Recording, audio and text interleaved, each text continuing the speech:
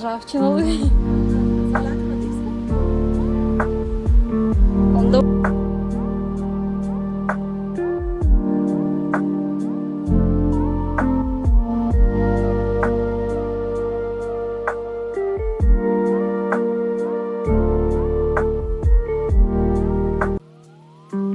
Здравствуйте, друзья! Сегодня мы будем говорить о самой тяжелой работе в Корее. Моя гостья – наша землячка Саян. Мы познакомились в мае 2019 года. Саян, когда вы летели в Корею, у вас было представление о том, что такое Ташима, остров? У меня не было никакого представления о том, на какую работу я попаду. Так-то я знала, что где-то буду работать, но не на Ташиме. Но мне друзья рассказывали, потому что я планировала уехать сразу после 2 месяцев, отработав на Ташиме. И мне рассказывали, да, что Ташима тяжелая работа, что там надо ходить гусиным шагом, как это сушить, собирать. Ну, конечно, когда так рассказывают, но ты этого не видела, то представления все равно такие, так, маломальские какие-то представления. Но я не видела, я не знала, что это такие длинные листья, там, водоросли. Да.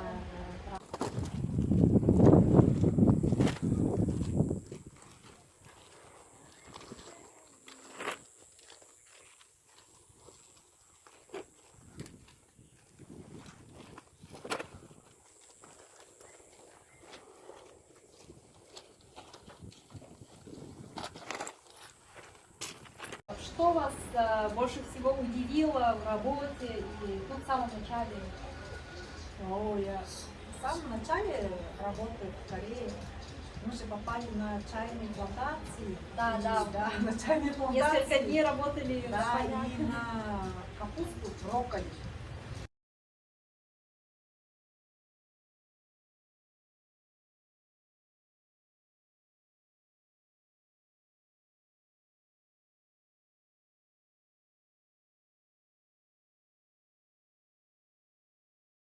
На Арбайте, то есть я уже знала, да, что там надо закрывать лицо полностью, там шляпы, а вы именно на Ташиме, да? Да, Нет, не на полях тоже. На полях я уже увидела, как зашла этот автобус, да, где работники работают. Я же удивилась, как террористы, что ли, какие-то, все вот так вот только глаза видно, остальное вот так все закрылись. Я еще такую шляпу уже первый раз увидела. Ничего себе, думаю, какая-то шляпа какая-то, прямо только глаз видно. Вот это было мне интересно. Еще руки открывает, он закрывает руки. Такие нарукавники, что обязательно это атрибут одежды. Чтобы на солнце не обгорели руки. Корейцы же очень много следят за кожей. Ну и тут солнце такое агрессивное, обжигающее сразу черный становишься. Тут и бабушки, дедушки, все поголовно носят вот такие шляпы, чтобы не обгорело на солнце, на рукавник обязательно, чтобы перчатки поменялись. Нам еще купили обувь же нам купили. резиновые. Я еще подумала, как так это, видите, резиновых собак. Ботинка говорит, бабушка, куда мы пойдем?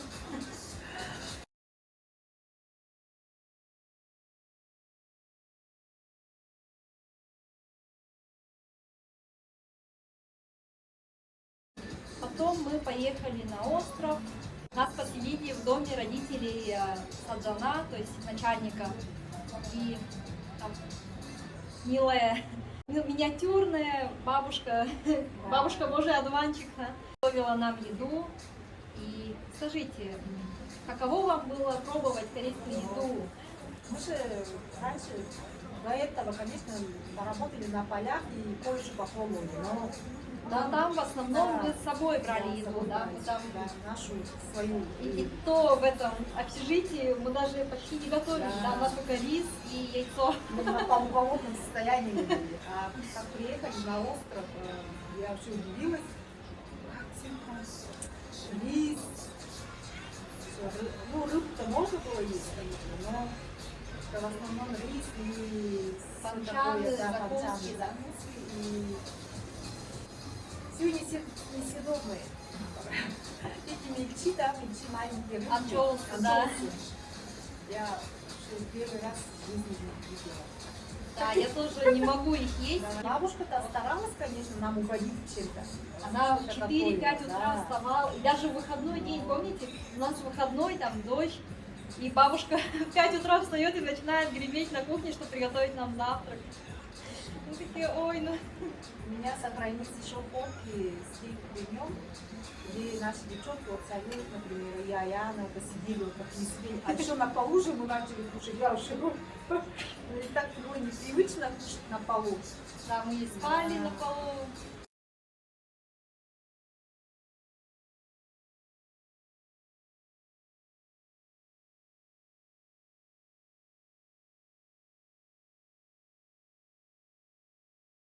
В том доме жили только девушки, да, мы там в отдельной комнате. Парни жили в другом доме, их там как комнатка, там душ. Да, у нас парни еще были. Конечно, без парней никак нельзя на Ташине. Это основная сила, рабочая сила. А мы как бы на подмогу, да, даже с бурятами, ребятами работаем. 4. И один наш туинец. Девчонки тувинки и парни бурятка. Так, такой. Таким составом, да. И вы были самые старшие. Каково вам было работать с молодыми? Ну, вы очень хорошо работали, такая гибкая, легкая, такая. Конечно, после первый раз приехала с таким чувством, конечно, работать и работать. Работать. Да, было тяжело, конечно, равняться с молодыми, но я не чувствовала себя старой. И сейчас не чувствую, да? Сейчас не чувствую. Но как посмотрела на вас, думала, ничего себе, нормально. Я уж еще могу работать, потому что это все время ходить на гусином шаге же, да? Гусиный шаг, на корточках и нагибаться, стоять вот так вот, как раком. Как говорят, раком, да? Так, стоять, нагибаться. Для некоторых это совсем непривычные упражнения. Но я еще нормально чувствовала себя.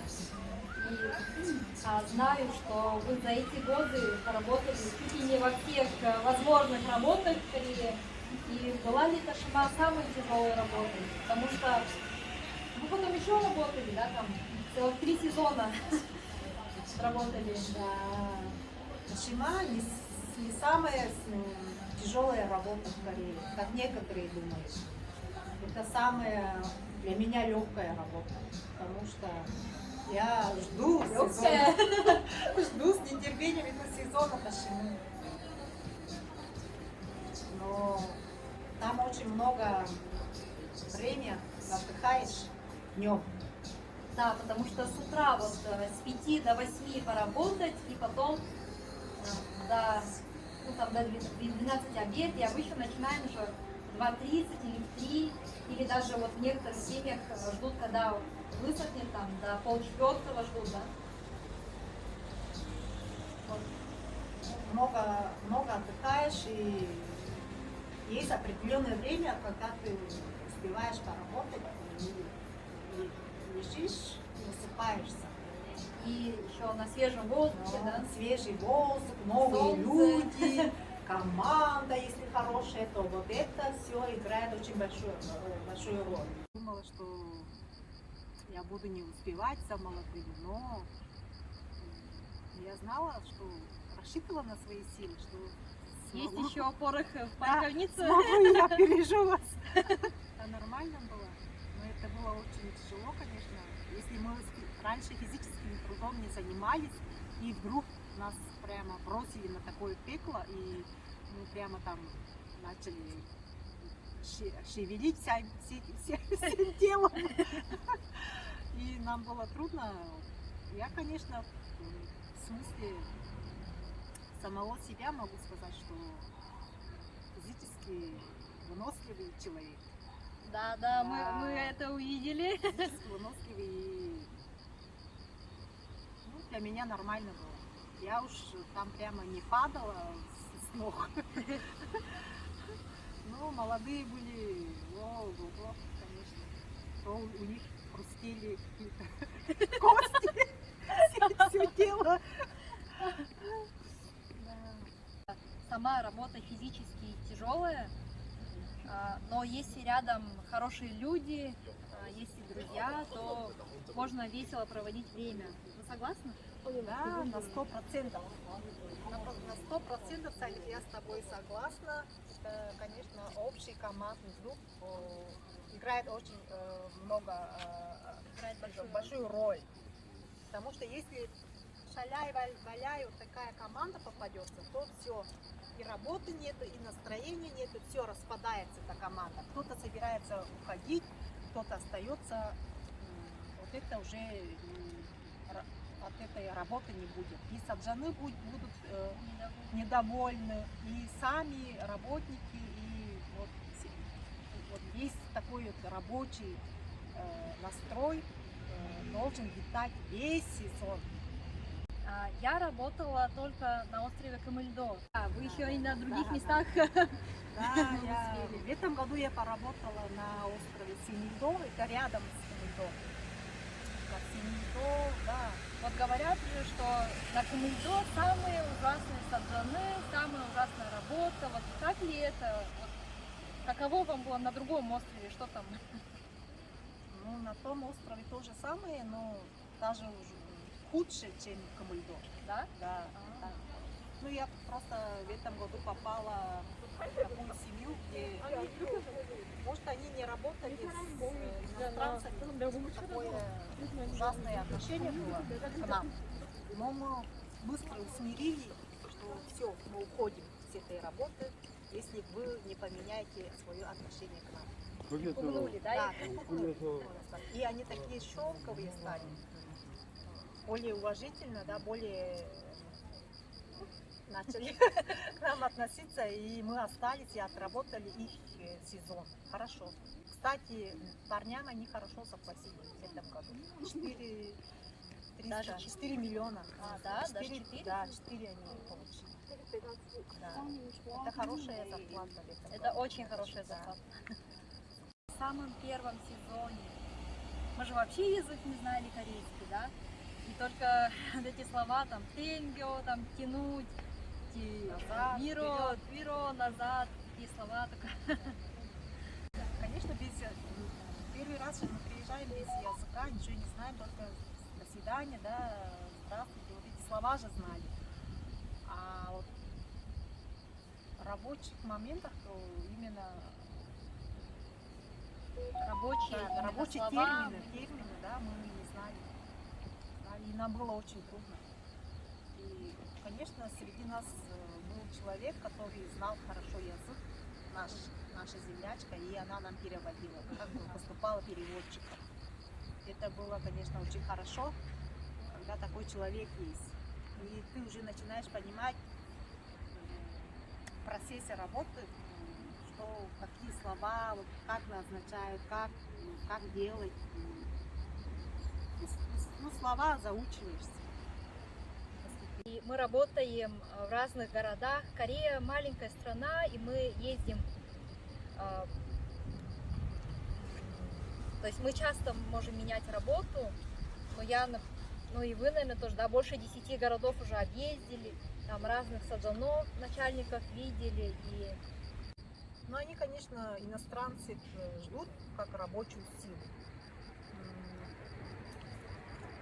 Как сезонных работников Конечно, есть постоянные работники, но когда сезон какой-то работы начинается, они, конечно, ждут наплыва работников. И, конечно, им это уже не ново, что какие-то люди приезжают со своими там, со своим менталитетом, могут им не понравиться, не понравится или не понравится на этой работе. Конечно, живя вот в больших городах и приехав на острова, сразу чувствуешь, что разница есть в воспитании самих вот, начальников, да, самих хозяев, очень много разницы. Потому что когда даже поклоны делаешь или здороваешься, они не отвечают тебе, потому что это положено. На Этикет даже да, не соблюдают. Да, на пальмаль. Это у них на пальмальче, да, пальмаль, это невежливый, невежливый Неофициальный стиль. Да, неофициальный стиль. Можно поговорить со своим начальником на неофициальном стиле, просто на пальмале. Просто даже на здравствуйте никто не отвечает. Даже женщины, хозяйки. Вот это я заметила. Не говоря уже о поклонах. От воспитания, наверное, зависит. Даже вот наш саджан, который, ну, мы в Камыне работали, и я им говорила, что я приехала из Камыльдо, на Ташиме работала. Они такие, сами корейцы говорят, что это очень тяжелая работа. Как так вы, женщины, можете там стелить Ташиму, таскать Ташиму, это очень тяжело. И там живут и работают, ну, как невоспитанные люди. Ну, Такие сами так жесткие, говорят, наверное, да. люди, Жесткие, которые только и делают, что гоняются. занимаются физическим трудом, и поэтому Когда нехватка работников, да, или когда работник не так делает, как ты хочешь, конечно, этим саджанам, начальникам, да, вот этим хозяевам этих работ им не нравится, когда человек тебя не слушается или как, не проявляет поё- да, неуважение. не поехать, или что-то не так делает, и он сразу начинает кричать. Это, наверное, от стиля работы, да, зависит. Морская работа — это такая тяжелая работа, что уже начинают сами люди, которые там живут и управляют этим хозяйством, начинают на тебя злиться, и они такие злые все. Нет там, чтобы с тобой не церемониться. Все, иди делай. Иди туда. если не делаешь, Да, уходи, если не делаешь, да? уходи. Как? Вот так делать. Они могут даже отматерить тебя на все 4 стороны. И ты тоже ответишь тем же самым. Ну, вот такие условия. Ну, кстати, да, могут же некоторые, вот кто-то может потерпеть, да, это стерпеть, как бы это перенести, Ой. а кто-то же может на месте сразу же Да. ответить работник Да. и И остаться без поругаться, зарплаты. остаться без зарплаты, и его так и Конечно, им урезают зарплату или вообще не заплатят. А есть такие парни, с которыми я работала, они 5 лет, например, на одном месте работают, и 5 лет, прямо, знаете, терпят все эти унижения, все эти оскорбления саджанов. на Камыльдо, да? Да, и работают. Но они отправляют деньги домой. У них зарплата положена, как вовремя выходит. Ну, они как бы поклоняются, да, вот, слушаются этих саджанов. Каждый раз, когда они сердятся, они просто кивают головой, это соглашаются. И так проходят эти месяцы. И Годы. не знаю, это Как это? унижаться и работать, и при этом копить деньги, ну, не знаю, с одной стороны это хорошо, конечно, Корея это останется за нами, да, мы уедем, все, потерпели, вытерпели, уехали, деньги при нас. А если с нервишками что-то не то, плохо, все, и без денег, и без работы, но зато ты гордая, свободная. Для меня самая тяжелая работа. О, словосочетание уже 100 раз, наверное, сказали за это интервью. Для меня было тяжело работать на заводе Кима на острове Ванзо. Там был график 8 на 8, то есть 8 часов работать и 8 часов отдыхать. И так получалось, как будто в сутках не 24 часа, а 16 часов. То есть это было ужасно, и работа сидячая, у меня так болела спина, шея, это было нечто, независимо от времени суток, то есть просто 8 часов работаешь, иногда днем, и иногда попадается ночная смена, и если ты не поспал днем, то ночью просто работаешь и засыпаешь, сидя. Как вы поняли из нашей беседы, есть работы и потяжелее ташумы, Но можно вытерпеть. да, можно все вытерпеть. Мы же здесь не навсегда, да? Просто можно потерпеть. И главное это хорошее знакомство, хорошая компания. То есть главное Поддержка. держаться друг за друга, поддержка, да. Спасибо вам, Саяна. Тебе спасибо за приглашение на свой YouTube канал. Это, конечно, мое первое интервью. Вот, подписывайтесь на инстаграм Саяны. У нее много постов интересных, видео. Подпишитесь, ссылка внизу в описании. Спасибо. До новых встреч. 안녕하세요.